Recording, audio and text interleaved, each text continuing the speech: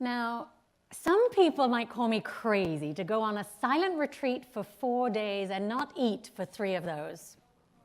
Yep. But on Wednesday, July 25th, I left the comfort of my air-conditioned home and family to embark on this portion of my study leave. My son was visiting his grandmother in England, and my husband was focused on his graduate school assignments, so it was the perfect time for me to go and focus on my work. I knew the ideal place for this silent retreat, and you'll see it on the front of your order of service, the new Camaldoli Hermitage, a Catholic monastery and retreat center in the Big Sur area. Now, this is a monastery where Brother David Steindl-Rast, who I'm considered to be one of our foremost contemporary spiritual teachers, lived for several decades. As I wound my way along the newly reopened Highway 1, I could feel my body and spirit start to unwind and return to the home of my soul. As many of you may know, the scenery is breathtaking on Highway 1. And the road, I was so lucky, the road had opened just a couple of days before, after having been closed due to a major slide for 1.5 years. So I felt especially blessed not to have to take the 5-hour detour that has made life hard for Big Sur and the surrounding communities. As I wound my way up the 2-mile, 1-lane road to the Hermitage from the ocean, I noticed the temperature rise. In fact, when I arrived there, my temperature gauge in my car read 105 degrees. And as I exited my car, it felt like I'd stepped into an oven. It was that week of the extreme heat throughout California, although we've had several weeks of that since, I think. I made my way to my room, which was simple but adequate. It had a single bed with Jesus hanging on the cross above me, a very hard mattress, and I mean very hard. Perhaps appropriate for the mortification of the flesh, but otherwise not terribly appealing. And there was also a desk and a rocking chair and a private patio overlooking the distant ocean. So being silent for 4 days with nothing but my books and my thoughts was challenging enough for an extrovert. There's zero internet, Wi-Fi, or cell phone reception there, and you're also not allowed to talk to any of the other guests. And for reasons that my husband wasn't fully able to comprehend, on top of this test of silence, I decided to attempt a 3-day fast. I wanted to take the opportunity of being away from the need to cook or socialize to just give my body a rest and also give my mind and spirit an opportunity to focus deeply within. It's amazing how much time opens up during a day when you don't have to think about what you're going to eat at your next meal or how you're going to prepare it. Hours, literally. I never fasted for 3 days before. I'd done a 1-day fast maybe 20 years ago, but nothing for this length of time. So I confess I was a little nervous.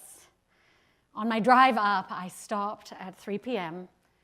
to ritually have my last few bites of deliciously creamy almond butter.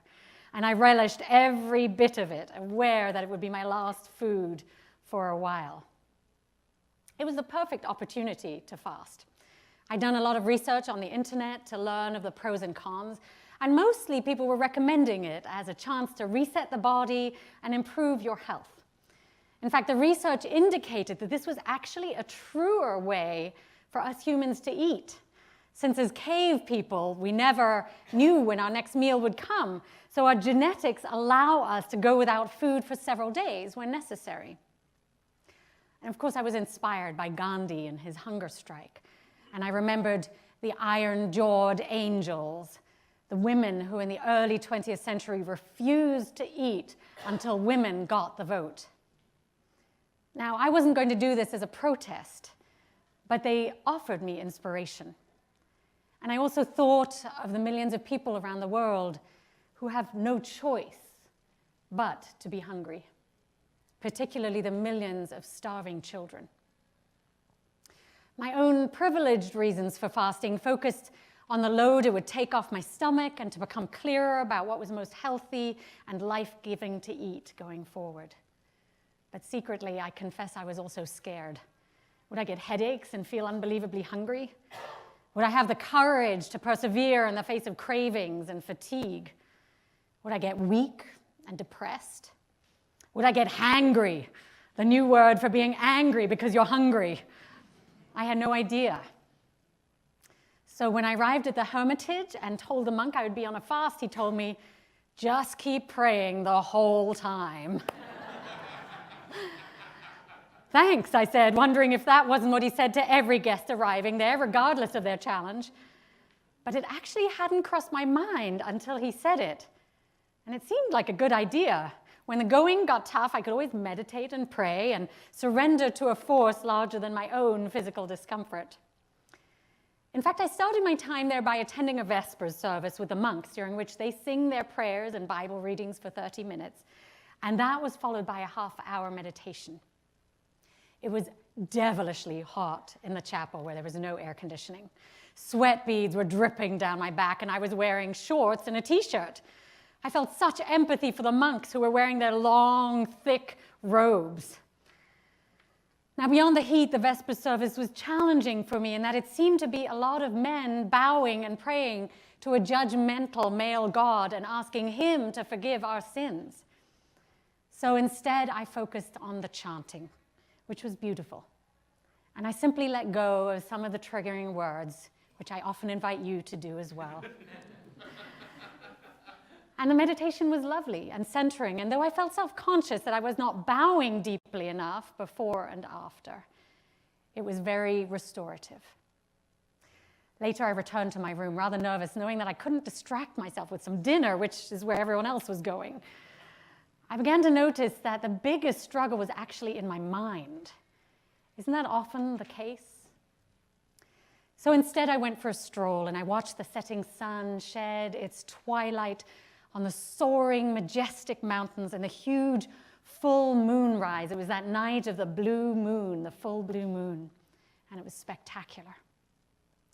Only the heat had brought out the flies in spades. And now I was surrounded by noisy, annoying, buzzing flies that landed in my ears and on my eyes. And they reminded me of the kind of buzzing that often goes on in my head. So to take my mind off the flies and food, I came back and I started writing. And this sermon is the journal of my time at the monastery. And I'm sharing it with you, hoping that something might resonate for you. Being able to write down these experiences helped me become an observer to them, rather than just react to the sensations and the struggle going on inside my body and my mind. When I awoke with sunrise the following day, I marveled at how expansive a day can feel when all the many stimulations of our 21st century lives are just gone. I realized how much we all juggle every day. Our multitasking is relentless, from email to text to notifications to phone calls and news flashes to family and household obligations to cooking, eating, working, planning, exercising to watching TV, surfing the internet, driving, listening to the radio, and so much more. Oh, just take a breath with me. I'm exhausted just reading that. No wonder so many of us are overwhelmed and are stressed and suffer from sleep disorders. I don't believe our minds or our bodies were meant to juggle so much stimulation on a 24/7 basis without any respite. My downtime had me contemplating on how to create better focus and to minimize distractions in my day-to-day life. Here I had nothing but my writing and my studies. I brought about 10 books with me to prepare for worship, for board reflections, for religious education materials and adult faith formation classes. And I took time to figure out the calendar of classes, meetings, and worship for the whole coming year. And it was quite a juggling act, believe me. But it was a wonderful opportunity to get a lot of work, reflection, and preparation done for the next church year. And another blessing was to be able to follow the natural rhythms of my body, to rest, to actually rest when I felt tired rather than push through it, and to study or walk when I was energized. Also, I reveled in nature. Like many of you, I love being in nature. It's my church. Watching the sun rise over a blanket of fog below, as bees gently chant around me and birds sing hymns each morning, was just divine.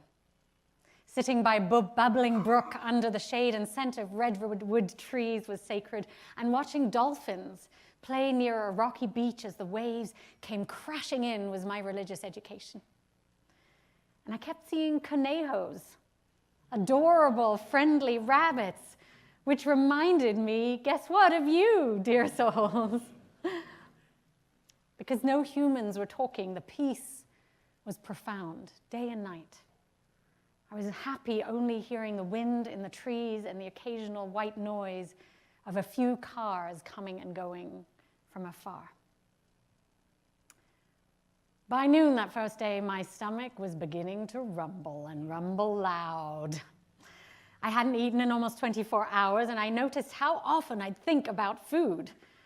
Ordinarily, I'd have grabbed a snack when I was slightly hungry, distracted, bored, or low energy, but in this case, I couldn't.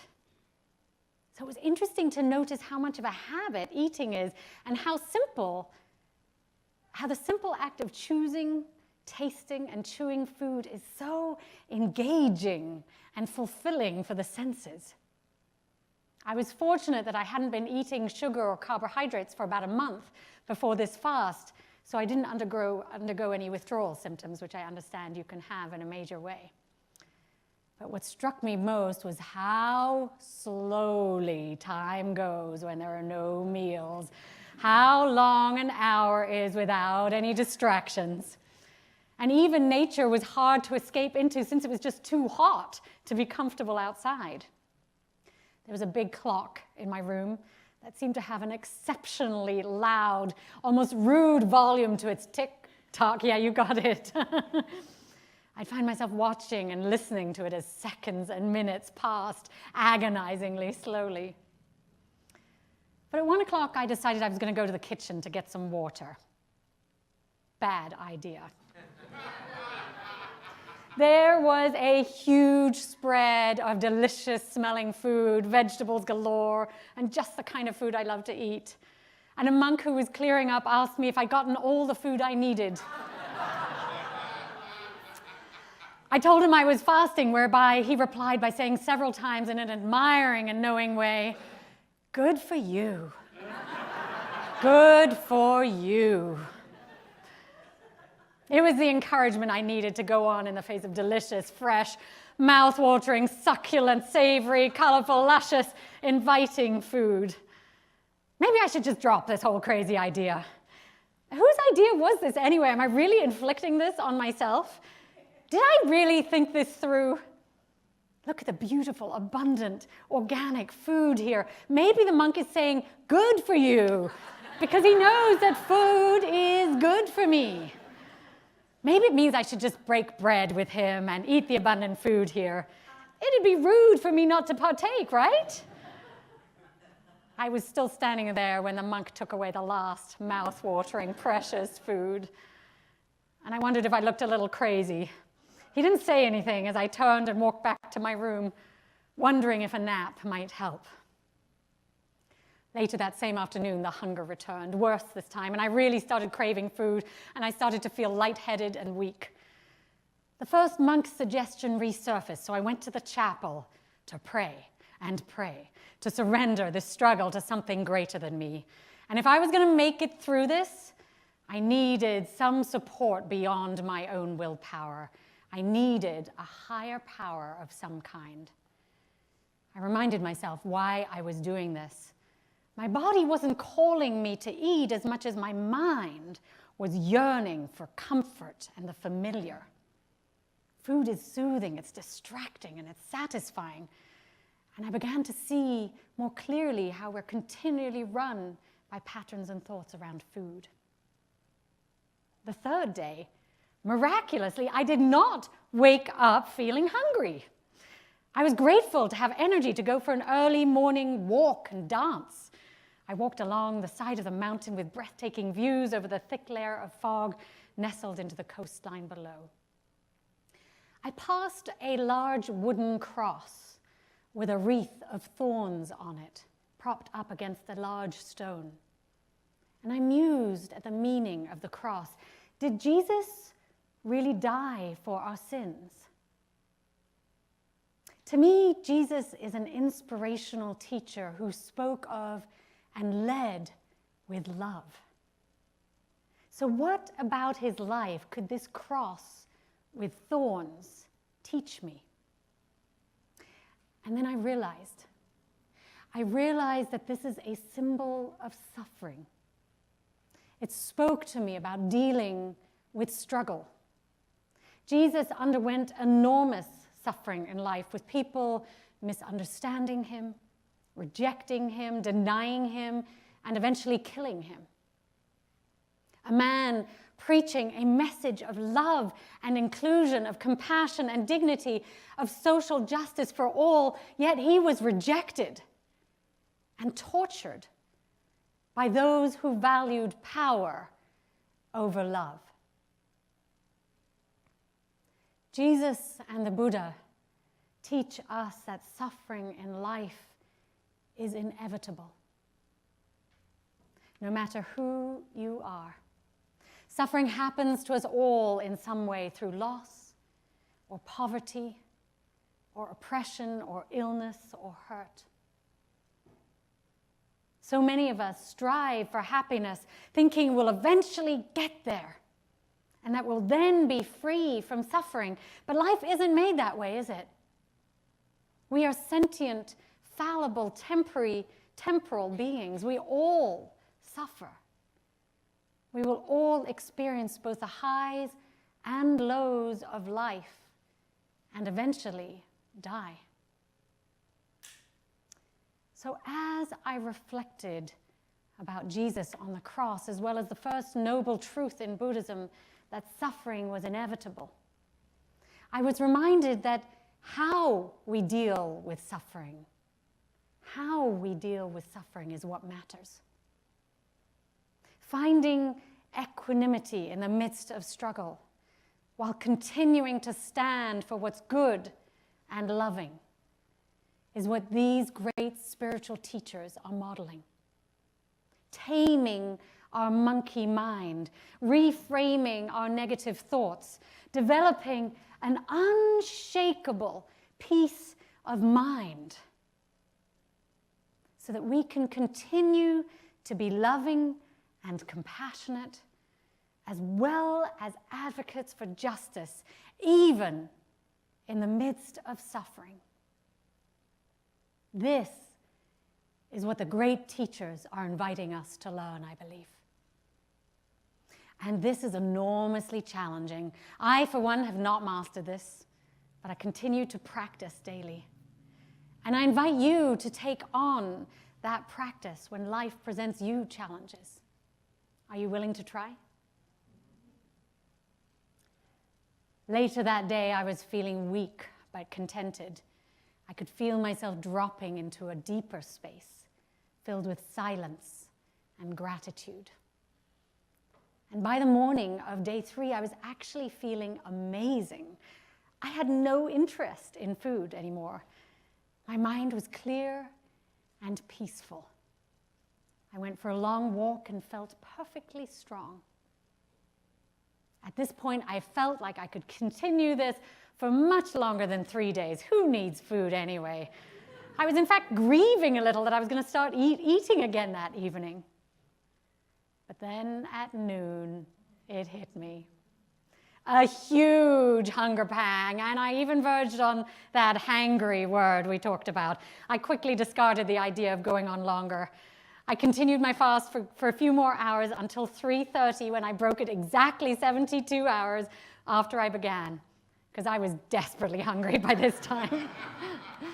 I couldn't concentrate. I was so famished. So when I finally broke my fast with some broth and almond butter, I can't tell you the delight I felt in actually chewing some food. The almond butter tasted like nectar from the gods. It was so good. And slowly I came back to life, nourished by the rich blessing of food. And it really is a rich blessing. And I invite us all as we eat today to remark on, to notice, and I know we have a huge feast in there next door, but to really notice the blessing of food and not just consume it unconsciously. I had survived this challenge and I learned a lot about myself, and I definitely discovered some spiritual lessons and gained strength from this experience.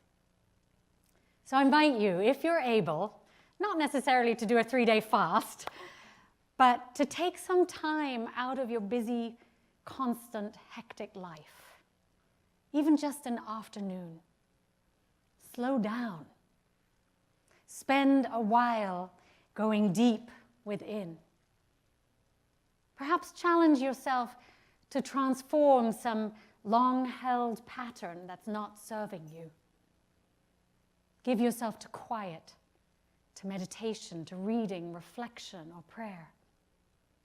There's so much noise in our lives, and to be whole, we need to experience the silence and listen deeply within.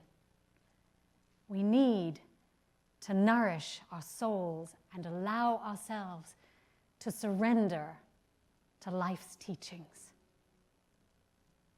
And my friends, if you'd like to brainstorm possibilities of how that might look for you, I'm here for you. May it be so.